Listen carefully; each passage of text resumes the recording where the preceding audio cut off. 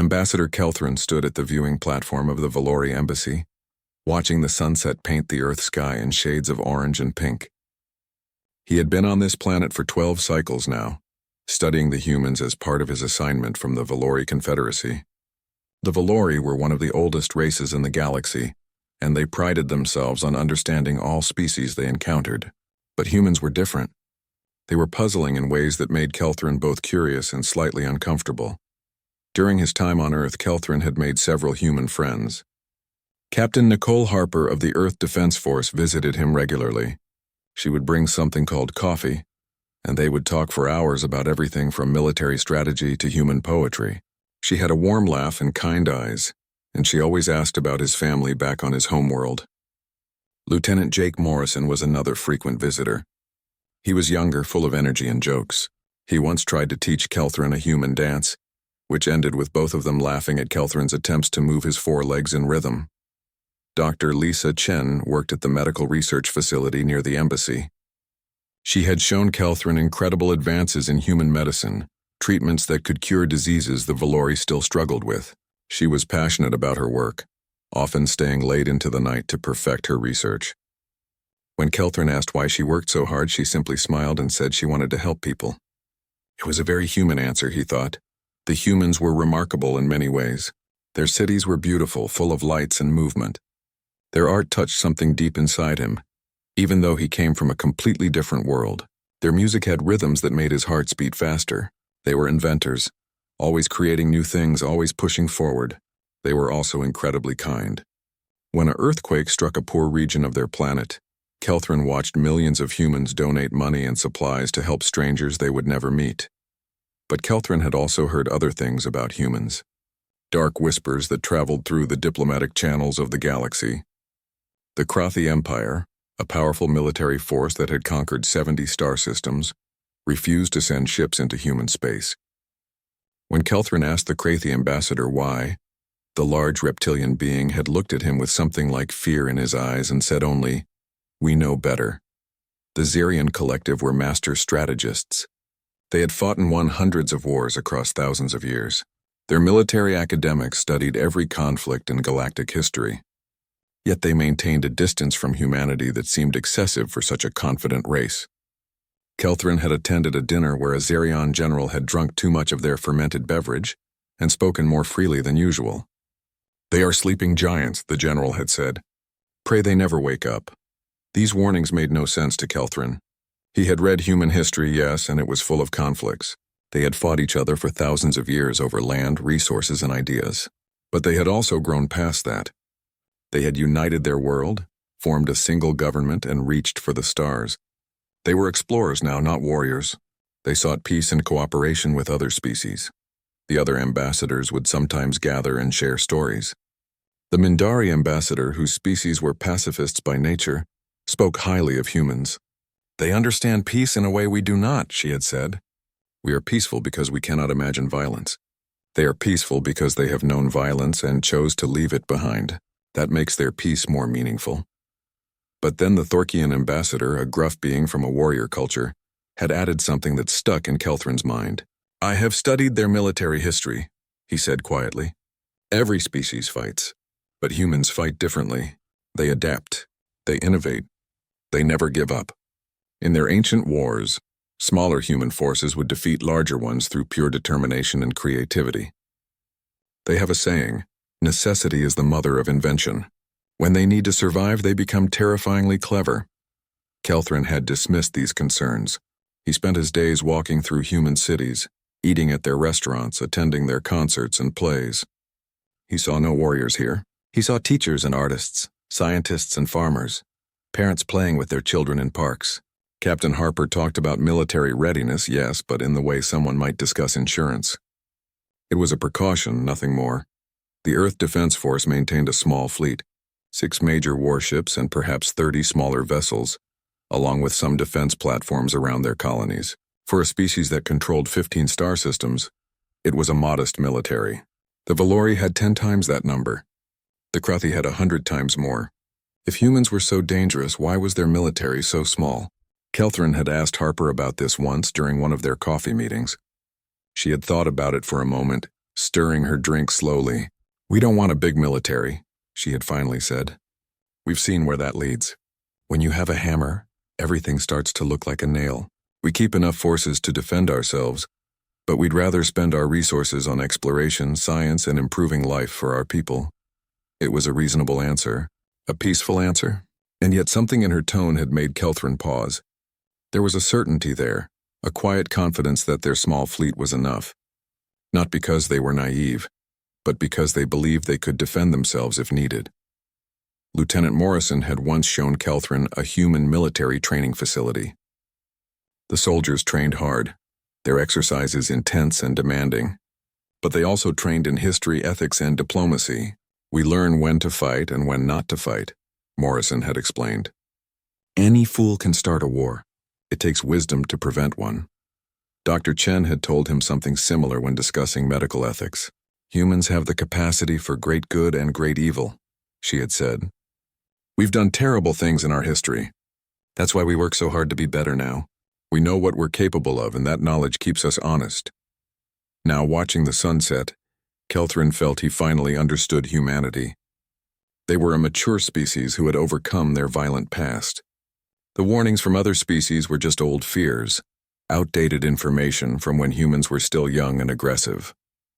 The humans he knew were peaceful, creative, and kind. He was completely wrong, of course, but he would not realize that until the Zarkonian Dominion arrived, and he saw what humans became when someone threatened their families. Only then would he understand why the galaxy feared them. Only then would he learn that humans were not peaceful because they couldn't fight. They were peaceful because they knew exactly how well they could. The alert came on a quiet Tuesday morning. Kelthrin was in his office reviewing trade agreements when the embassy communications system erupted with warnings. Every screen in the building switched to emergency broadcasts. His assistant rushed in, her face pale with worry. "Ambassador, you need to see this. The Zarkonian Dominion had entered human space." Kelthrin knew of the Zarkonians. Everyone in the galaxy knew of them. They were conquerors who had enslaved 40 different species over the past 3 centuries. They were brutal, efficient, and completely without mercy. Their philosophy was simple: the strong ruled, the weak served. They saw negotiation as weakness and diplomacy as a waste of time. Their fleet had appeared near New Terra, a human colony world on the edge of human space. New Terra was home to 2 million colonists, mostly families who had left Earth seeking new opportunities. It was a peaceful world, known for its beautiful landscapes and thriving agricultural communities. The colony had minimal defenses, just a small station and a few patrol ships. Kelthrin immediately contacted Captain Harper. She answered within seconds, and he could see she was already in her uniform in what looked like a command center. Her face was calm, but he could see tension in her jaw. "Ambassador, I assume you've heard. What is happening, Nicole?" he asked, using her first name as she had insisted he do. "The Zarkonians sent an ultimatum. They want New Terra to surrender within 6 hours. If we refuse, they'll attack." Her voice was steady, professional. "I've been reassigned to New Terra Station as commanding officer. I'm leaving within the hour. But surely Earth will negotiate," Kelthrin said. "Perhaps offer them something else, find a peaceful solution." Harper's expression didn't change, but something flickered in her eyes. "They killed a civilian transport that tried to leave the system. 300 people, families, children, they did it to make a point." She paused. "There won't be any negotiation, Ambassador." Kelthrin felt his stomachs turn cold. "How many ships do they have?" "Last count was 200 warships. We have 6 cruisers in that sector and the defense station." She must have seen his expression because she added, "I know the odds, but those are our people down there. We don't abandon our own." The conversation ended, and Kelthrin spent the next hours watching news broadcasts from Earth. He expected to see panic, chaos, perhaps angry mobs demanding action. Instead, he saw something that confused him. The humans were calm, eerily calm. Government officials made statements about standing firm. Military personnel reported to their bases without fanfare. News anchors discussed the situation in measured tones. It reminded him of something, though he couldn't quite place what. Then it hit him.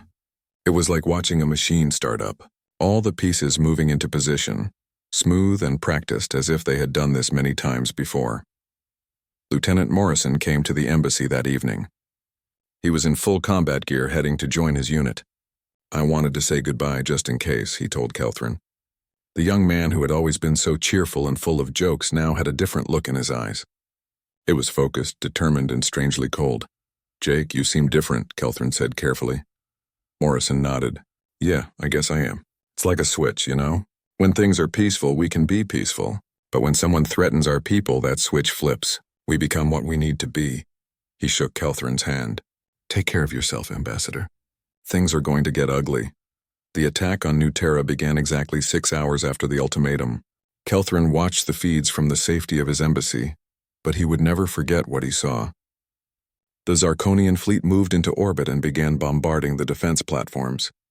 Harper's station fought back, its weapons firing with precision, but it was like throwing stones at a mountain. The 6 human cruisers attacked the Zarkonian fleet with a ferocity that shocked Kelthrin. They didn't try to defend, they attacked. One cruiser, the Defiant under Captain Ryan Foster, flew directly into the enemy formation and fired at point-blank range before being destroyed. It took 3 Zarkonian ships with it, but the humans were outnumbered. One by one, their ships fell. The defense platforms were destroyed. Zarkonian troop carriers began landing on New Terra's surface. Kelthrin thought it was over. The colony would surrender, the people would be enslaved, and perhaps Earth would negotiate for their return. He was wrong again. The colonists fought back. These were not soldiers. They were farmers, teachers, engineers, shopkeepers, but they fought like demons. News feeds showed civilians using hunting rifles against armored Zarkonian troops. A group of teenagers led by a young woman named Amy Preston held a school building for 6 hours against a full company of enemy soldiers. A farmer named Chris Bennett used his harvesting machinery to destroy 3 Zarkonian transport vehicles. An engineer called Danny Hayes did something that made even the Zarkonians pause. He rigged the colony's fusion reactor to create a massive electromagnetic pulse. It disabled every piece of Zarkonian equipment in a 20-kilometer radius. The explosion also destroyed the reactor and killed Hayes, but it stopped an entire landing zone from being secured. Kelthrin watched in horror and confusion. Why were they fighting? They couldn't win. Surrender would at least save lives, but the humans kept fighting. Every street became a battlefield. Every building became a fortress. The Zarkonians had expected to secure the colony in hours. 3 days later, they were still fighting for control. Then Harper made her final decision. Kelthrin heard it on the military channel he'd been given access to. Her voice was calm, almost gentle. All remaining ships, this is Commander Harper. Begin evacuation protocols. Get as many people off this rock as you can. You have 20 minutes. The surviving human ships, 3 small cruisers barely holding together, began landing at designated points. Civilians ran for the ships while the remaining defenders held back the Zarkonians. Kelthrin watched families being loaded aboard, mothers clutching children, old people helped by younger ones. Harper's station was dying. Fires burned across multiple decks. Life support was failing. But she kept the weapons firing, giving the evacuation ships time to escape. When the last ship lifted off, Kelthrin thought she would abandon the station. Instead, she did something that made his 3 hearts stop. She used the station's remaining power to push it out of orbit, not away from the planet, toward the Zarkonian flagship. The massive station, still firing its weapons, accelerated on a collision course. The Zarkonians tried to destroy it, but Harper had routed all power to shields and engines. The impact was visible from space, a bright flash that temporarily blinded the sensors. When the light faded, both the station and the flagship were gone. Commander Nicole Harper, who had brought Kelthrin coffee and laughed at his jokes, had killed herself and 3,000 enemy soldiers to buy time for civilians to escape. The Zarkonians secured New Terra the next day. Warlord Thrain, the Zarkonian commander, sent a message to Earth. Your colony is ours. Your people are enslaved. You have 2 choices. Surrender or watch as we take every human world one by one. Kelthrin waited for Earth's response. He expected negotiation, pleas for mercy, offers of tribute. What he heard instead chilled him to his core. The message was short, delivered by someone identified as General Kyle Davis. The general was an older human with gray hair and cold eyes. He spoke in a flat, emotionless tone. You have killed our people. You have enslaved our colony. There will be no surrender. There will be no negotiation. There will be only war. And we will not stop until you are removed from existence. The transmission ended. In his office, Kelthrin realized he was shaking. Around the galaxy, other species watched the same message. And those who remembered, those who knew history, understood what was coming. Humanity was going to war, real war. The kind of war they had not fought in over a century. The kind of war that had made other species fear them in the first place. Kelthrin finally understood what the warnings had meant. Humans were peaceful, but they were not pacifists, and there was a terrible difference between the two. The change in humanity happened so fast that Kelthrin could barely process it. Within 24 hours of General Davis's message, every human nation declared war on the Zarkonian Dominion. Not some of them. All of them. Nations that had disagreements over trade, territory, and politics suddenly spoke with one voice.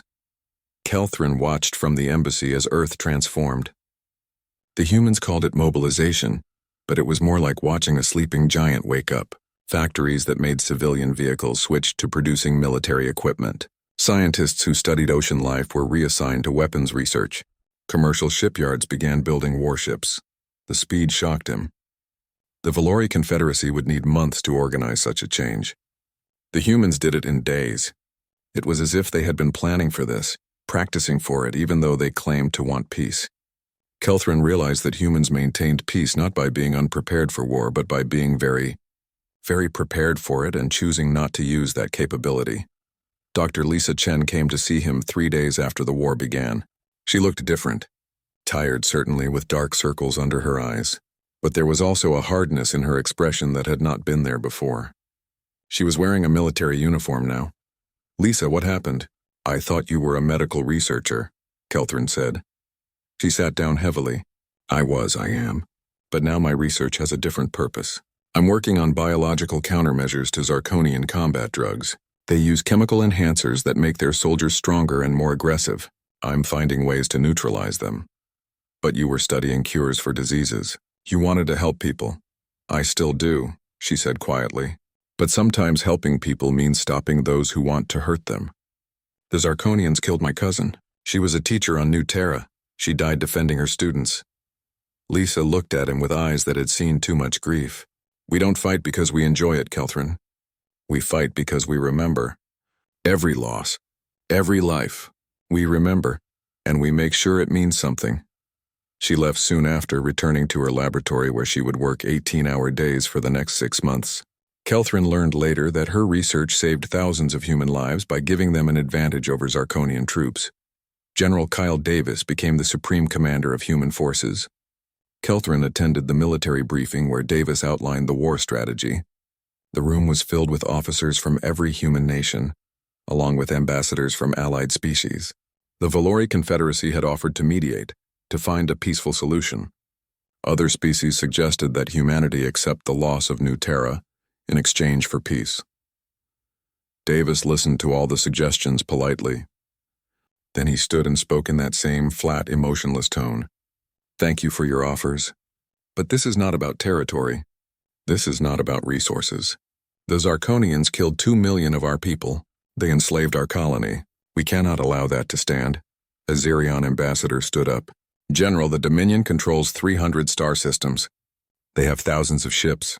Even if you fight well, the cost will be enormous. Is revenge worth so many lives? Davis looked at the ambassador for a long moment. This is not revenge. Revenge is emotional. This is removal.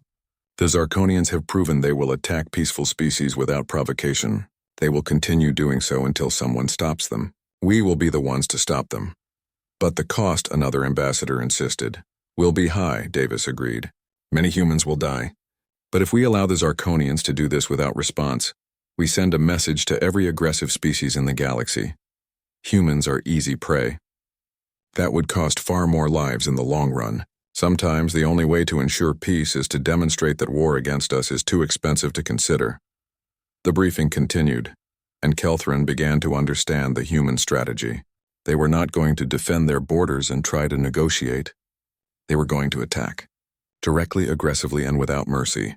They were going to take the war to Zarkonian space and keep fighting until the Dominion collapsed. It seemed insane, suicidal. The Zarkonians had been conquering species for centuries. But as Kelthrin listened to the tactical discussions, he realized the humans had something the Zarkonians did not expect: adaptability. Admiral Patricia Moore led the first major attack. She was a brilliant tactician who had spent her career studying historical battles from multiple species. She took a fleet of 50 ships deep into Zarkonian territory, bypassing all border defenses. The Zarkonians expected humans to defend their space. Instead, Moore hit 3 military installations in rapid succession, destroying supplies and ships before the enemy could respond. Then she vanished. The Zarkonians sent fleets to find her, but Moore had already left the area. She appeared 2 weeks later in a completely different sector, destroying a major shipyard. The Zarkonians began to realize they were not fighting a traditional war. The humans were not trying to hold territory. They were simply destroying anything of military value and disappearing. Back on Earth, Dr. Ben Cooper made a discovery that changed the war. Cooper was a physicist who had spent his life researching peaceful energy solutions. He had won prizes for his work on clean fusion. Now he applied that brilliant mind to weapons research. He developed a device that could disrupt Zarkonian shield technology, making their ships vulnerable. Kelthrin asked to speak with Cooper, curious about how a peaceful scientist could turn to weapons development. They met in Cooper's laboratory, surrounded by equations and prototype devices. "Do you feel conflicted about this?" Kelthrin asked. "You spent your life creating, and now you create weapons." Cooper was quiet for a moment, adjusting a device on his workbench. "Every day," he finally said. "But the Zarkonians made a choice when they attacked New Terra. They chose violence. Now I have to choose whether to stand aside and let them hurt more people, or use my knowledge to stop them. It's not really a choice at all. But after the war, will you be able to go back to peaceful research?" "I hope so," Cooper said. "I hope I can forget how to make these things. But I'll never forget why I made them. My daughter is serving on a ship near the front lines. Every weapon I create might be the one that saves her life. That's what keeps me working."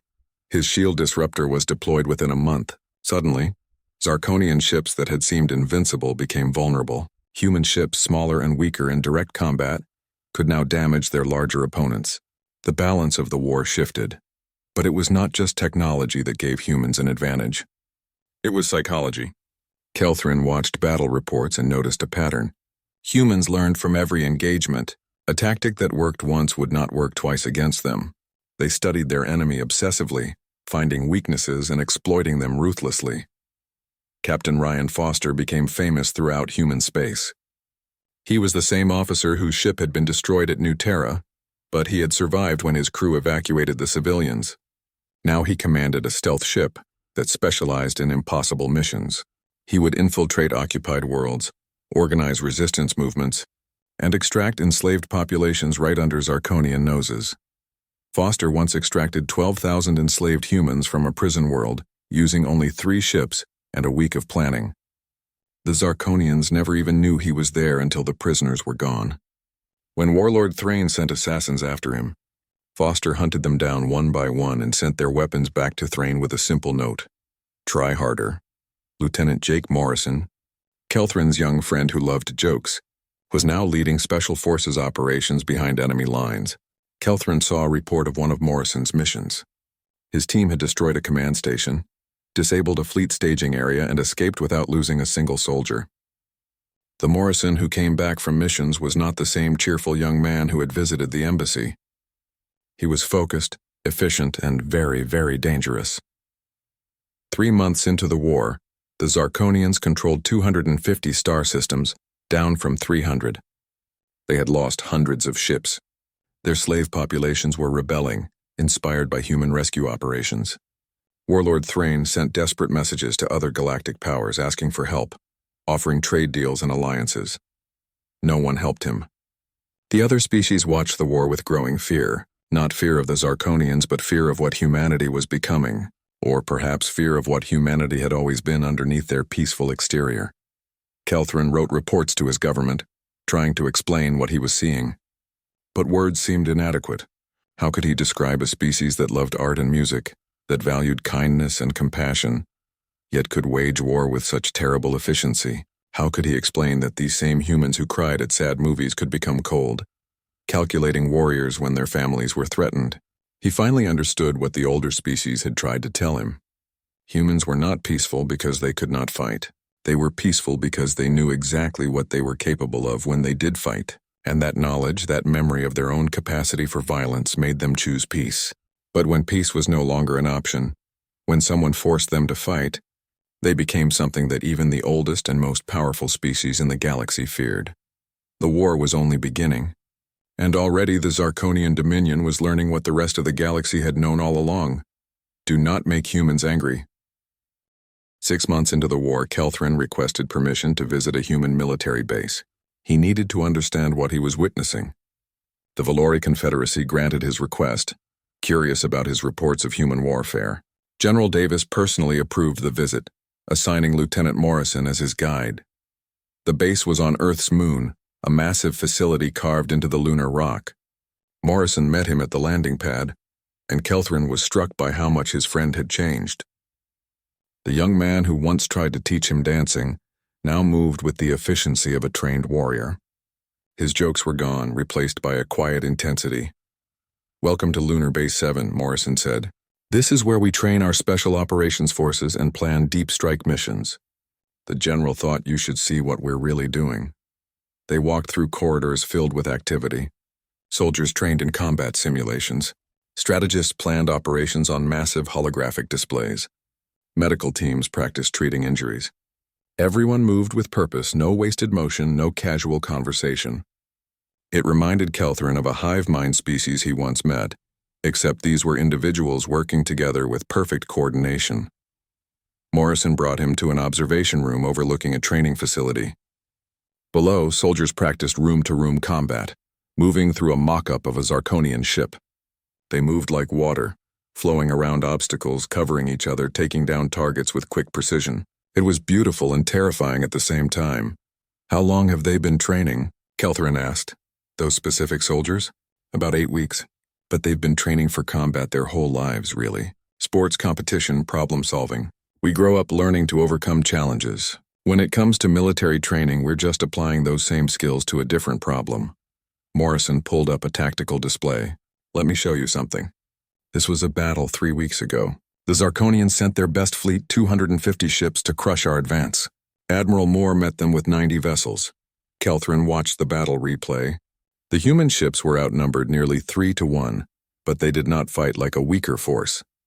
They separated the Zarkonian fleet, isolated groups of ships, and destroyed them piece by piece. Moore used the debris from destroyed vessels as weapons, ramming them into other ships. She predicted enemy movements and set traps. The battle lasted 6 hours, and when it ended, the Zarkonian fleet was gone. Moore lost 23 ships. How? Kelthrin asked. The Zarkonians are experienced warriors.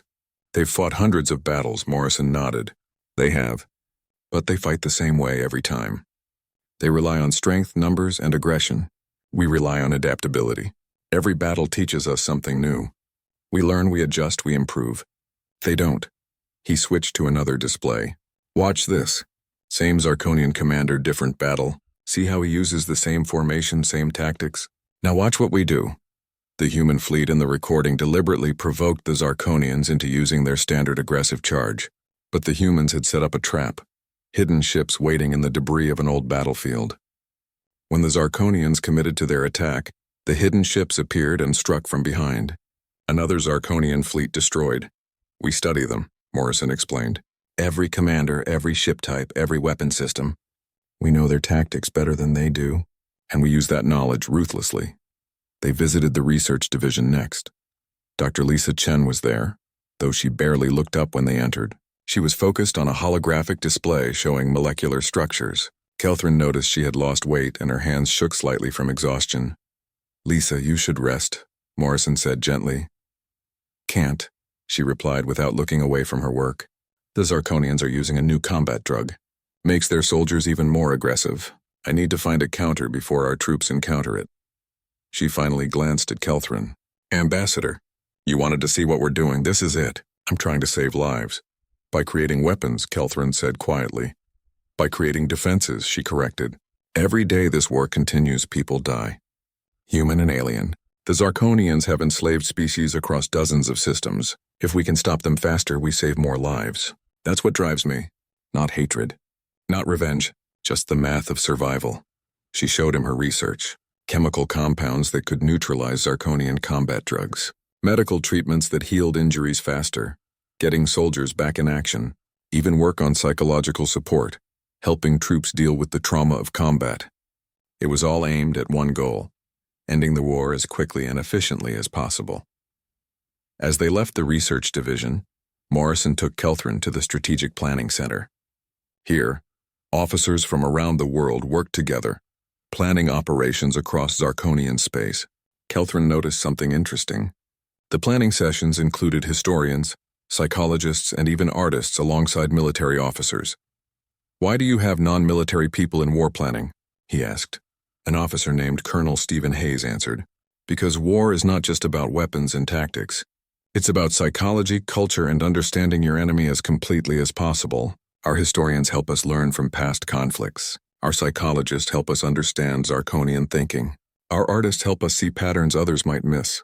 We use every resource, every perspective, every piece of knowledge we have." Hayes pulled up a star map showing Zarkonian territory. Large sections were marked in red. "These are systems we've hit in the past month. We're not trying to conquer them. We're destroying military infrastructure and freeing enslaved populations. The Zarkonians expect us to fight for territory, to hold ground. Instead, we strike and vanish. It forces them to defend everything, which spreads their forces thin." Another officer, Captain Rachel Hunt, added her analysis. "The Zarkonians are breaking. Their economy depended on enslaved labor, and we're freeing those slaves. Their military depended on numerical superiority, and we're destroying their ships faster than they can build new ones. Their leadership depended on fear, and we're showing the galaxy they can be beaten." Kelthrin spent hours in the planning center, watching as humans coordinated attacks across dozens of star systems simultaneously. The complexity was staggering, yet everyone understood their role, their objectives, and how their actions fit into the larger strategy. It was like watching a master chess player managing multiple games at once. That evening, General Davis invited Kelthrin to dinner. They ate in a quiet room overlooking Earth. Davis was a man of few words, but when he spoke, people listened. "You're writing reports about us," Davis said. It was not a question. "Yes, my government wants to understand what is happening. And what do you tell them?" Kelthrin considered his answer carefully. "I tell them that humanity is not what we thought. You appeared peaceful, creative, focused on exploration and growth, but underneath you are the most effective warriors the galaxy has ever seen." Davis was quiet for a long time. "We are both things, Ambassador. Peaceful and capable of war. The two are not contradictory. We love peace because we know the cost of war. We know it intimately, in ways species that have never truly fought cannot understand. We've spent thousands of years perfecting the art of killing each other. We've fought wars so terrible that we named them world wars, conflicts that consumed entire continents and killed millions." He looked out at Earth, at the lights of cities spreading across the dark side of the planet. "We learned eventually. We put aside our differences and built a unified civilization. We explored space, made friends with alien species, created art and science and culture. We became peaceful, but we never forgot how to fight. We kept that knowledge, that capability locked away. We hoped we would never need it again. And then the Zarkonians attacked," Kelthrin said. "And then they attacked," Davis agreed. "They killed our people. Enslaved our colony. They thought we would be easy prey. They were wrong." He turned to face Kelthrin directly. "We don't enjoy this. Every soldier we lose is a tragedy. Every ship destroyed represents resources that could have built schools or hospitals. But the Zarkonians made their choice. Now we make ours. We fight not because we want to, but because we must, and we fight to win." The dinner ended and Morrison escorted Kelthrin back to his ship. Before they parted, the young lieutenant said something that stayed with Kelthrin forever. "Tell your people this, Ambassador. Humans will be your best friends or your worst enemies. The choice is yours to make. Choose friendship and we'll stand with you against anything. Choose hostility, and we'll show you why every predator species that evolved on Earth eventually learned to fear humans. We didn't become the dominant species on a dangerous planet by being weak. We did it by being smarter, more adaptable, and more determined than anything that tried to stop us." Kelthrin returned to his embassy that night and wrote his longest report yet. He tried to explain what he had seen and learned, but words felt insufficient. How could he make his people understand that humans were simultaneously the most compassionate and most dangerous species in the galaxy, that they would share their food with strangers but destroy entire fleets to protect their own. In the end, he wrote only a simple conclusion: humanity desires peace above all else. But if you force them to war, you will lose, not because they are stronger or more. The war reached its turning point 9 months after it began. The Zarkonian Dominion, which once controlled 300 star systems, now held barely 150. Everywhere the humans struck, Zarkonian forces crumbled. Not because humans had superior numbers or technology, but because they had something more powerful: the absolute refusal to accept defeat. Kelthrin watched as the galactic community struggled to understand what they were seeing.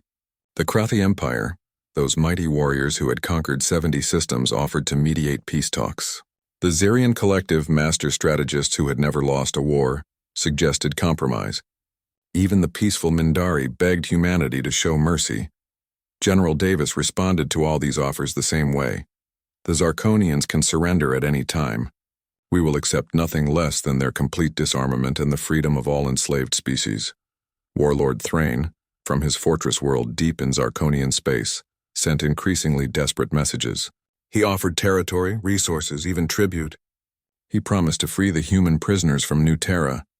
He swore the Dominion would never threaten humanity again. But the humans continued their advance, methodical and unstoppable as a glacier. Admiral Patricia Moore led the assault on Zarkonia Prime, the Zarkonian homeworld. Kelthrin was given access to the military communications to observe the final battle. He watched from his embassy as Moore's fleet emerged from jump space at the edge of the system. The Zarkonians had gathered every remaining ship for the defense of their homeworld. Over 400 vessels surrounded the planet, the largest concentration of force they had assembled since the war began. Moore had 200 ships.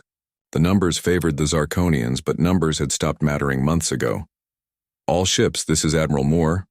Her voice came through the communications system. "This is the end. Every Zarkonian military installation must be disabled. Every defensive platform must be destroyed, but avoid civilian targets. We are not here to conquer. We are here to remove the threat." The battle began. Kelthrin watched the tactical display as human ships moved with perfect coordination. They had been fighting the Zarkonians for 9 months now. They knew every ship type, every weapon system, every tactical doctrine. The Zarkonian defense, which should have been overwhelming, was picked apart with surgical precision. Captain Ryan Foster led a team of stealth ships through the defensive perimeter. While the main fleet engaged the Zarkonian Navy, Foster's team destroyed the planetary defense platforms one by one. He moved through the system like a ghost, appearing only to strike, then vanishing before the enemy could respond. Dr. Ben Cooper's shield disruptors proved crucial. Zarkonian capital ships, which should have been nearly invulnerable, found their shields failing at critical moments.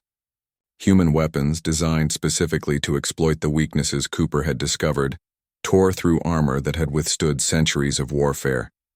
The battle lasted 14 hours. When it ended, the Zarkonian fleet was destroyed.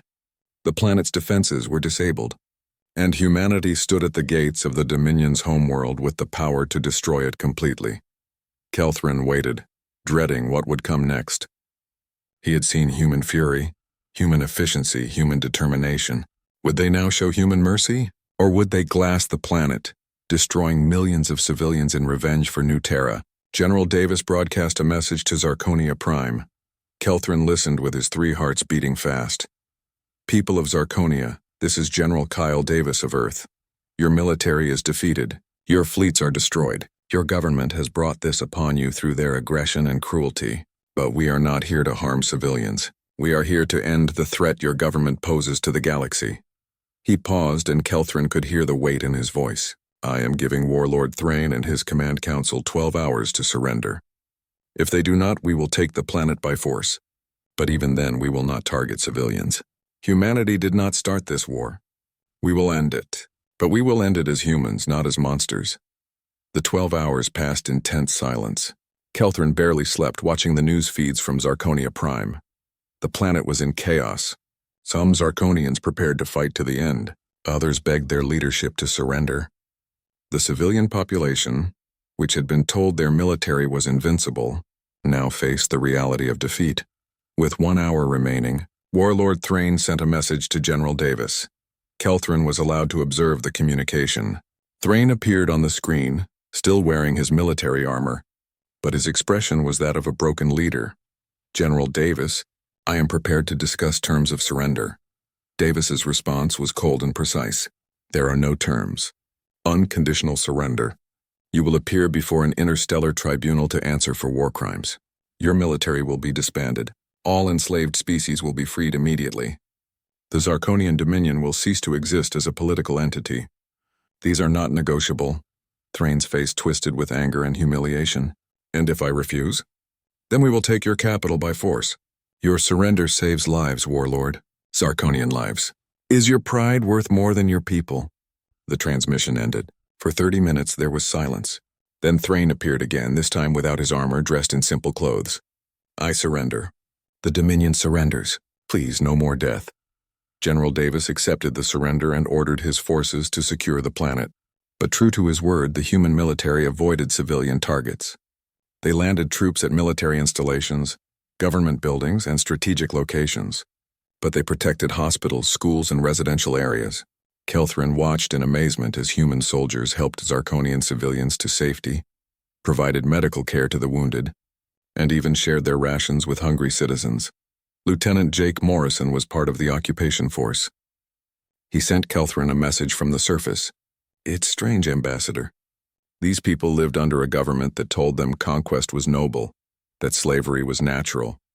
Now they're seeing humans, the species they were taught to see as weak prey, treating them with kindness and fairness. I hope it teaches them something. The War Crimes Tribunal was held on a neutral station operated by the Valori Confederacy. Kelthrin attended as an observer. Warlord Thrain and 23 members of his command council were charged with crimes against sentient beings, including the attack on New Terra, the enslavement of 40 species, and numerous atrocities committed during their conquests. The evidence was overwhelming.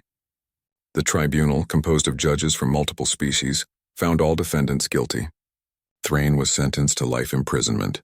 His officers received similar sentences.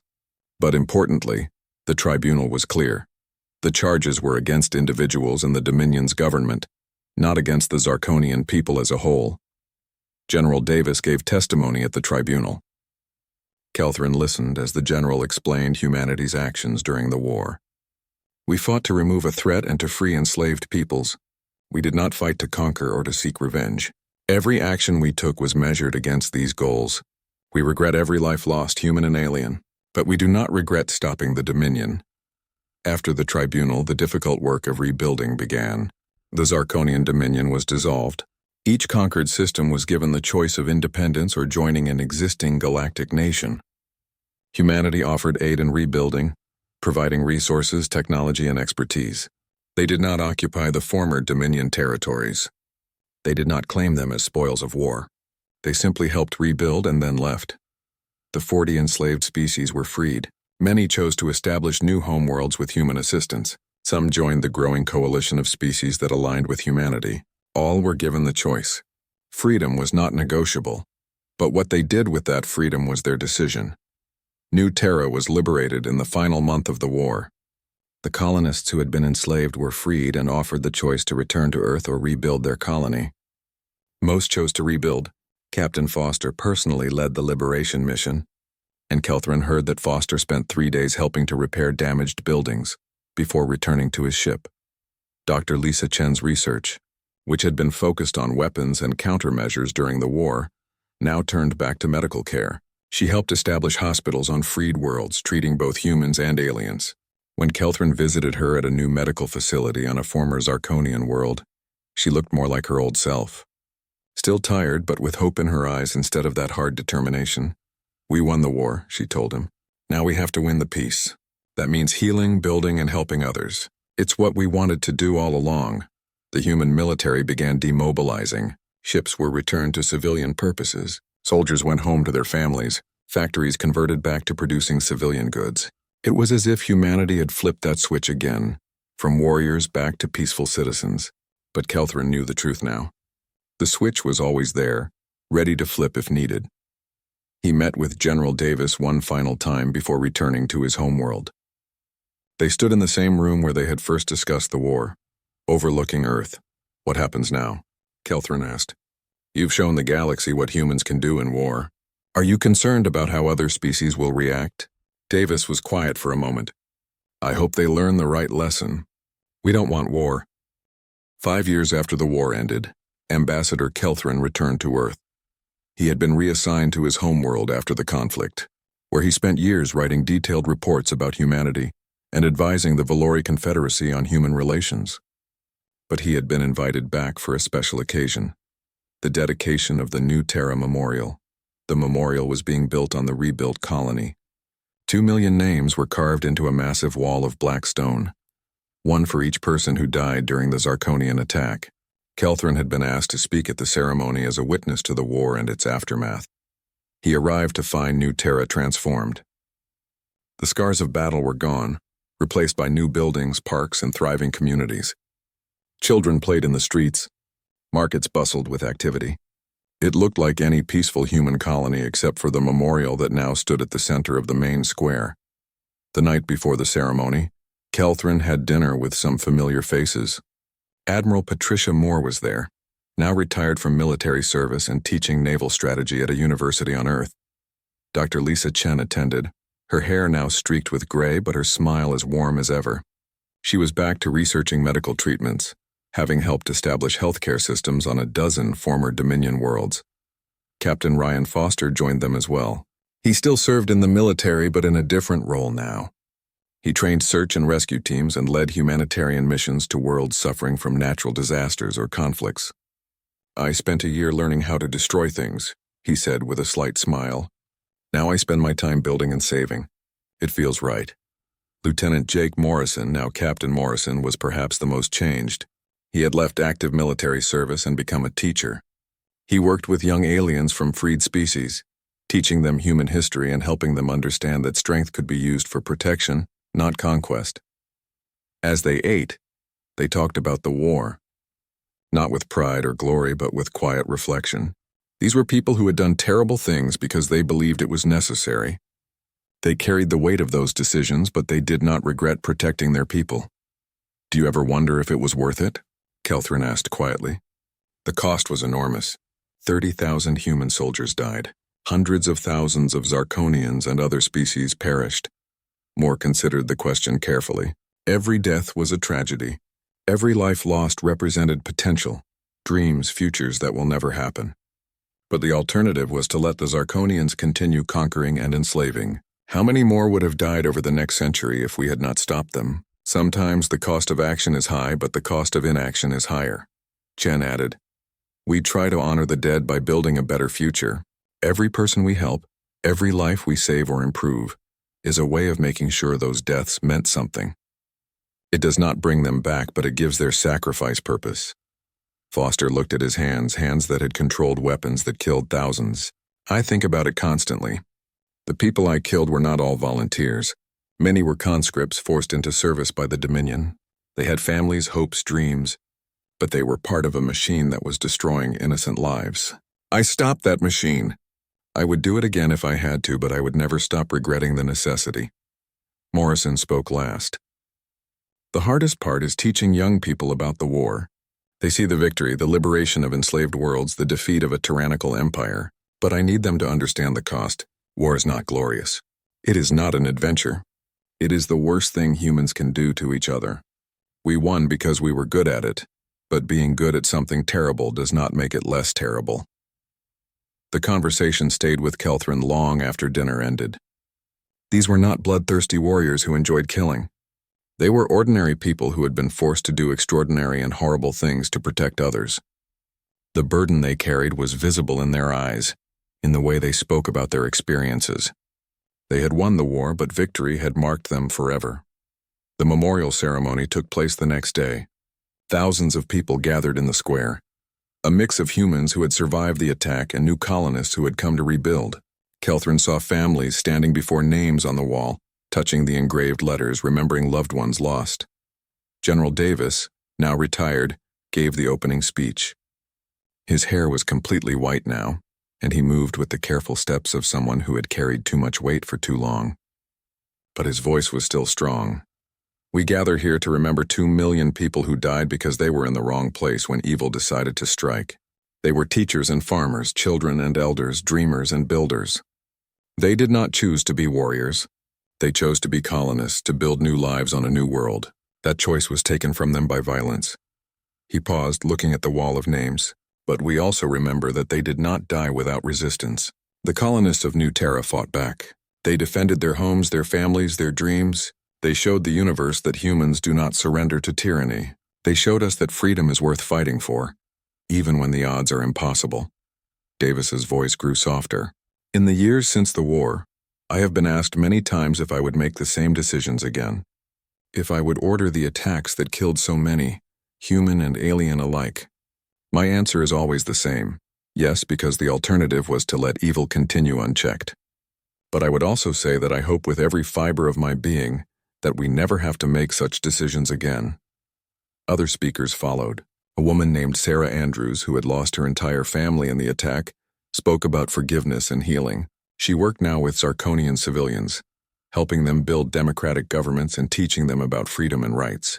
Hate is easy, she said. Healing is hard. But healing is how we honor the dead. We build the world they would have wanted, a world where such tragedies cannot happen again. When it was Kelthrin's turn to speak, he approached the podium with his 4 legs feeling unsteady. He looked out at the crowd of humans and aliens, all gathered to remember and to hope for a better future. I came to Earth 12 cycles ago to study humanity, he began. I thought I understood you.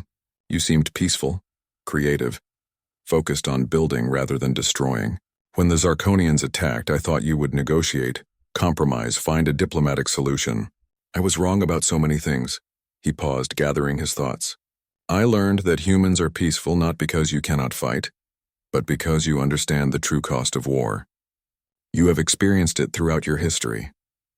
You know its horrors intimately. That is why you avoid it. But when someone forces war upon you, when they threaten your families and your homes, you become something that the galaxy had forgotten could exist. Warriors who fight not for glory or conquest, but for protection and justice. Kelthrin looked at the memorial wall. The Valori Confederacy has existed for 10,000 years. We have seen empires rise and fall. We have witnessed countless species reach for the stars. But we have never seen a species quite like humanity. You are capable of the greatest kindness and the most efficient violence. You create beautiful art and terrible weapons. You value every individual life, yet you will sacrifice thousands to protect millions. He turned back to the crowd. After the war, I wrote a report for my government. In it, I made a single recommendation. Treat humanity with the respect they deserve, not out of fear but out of understanding. Understand that humans desire peace above all else. Understand that they will go to extraordinary lengths to maintain that peace. But also understand that if you break that peace, if you harm their people, you will face consequences that even the most powerful empires cannot withstand. The ceremony continued with music, remembrances, and moments of silence.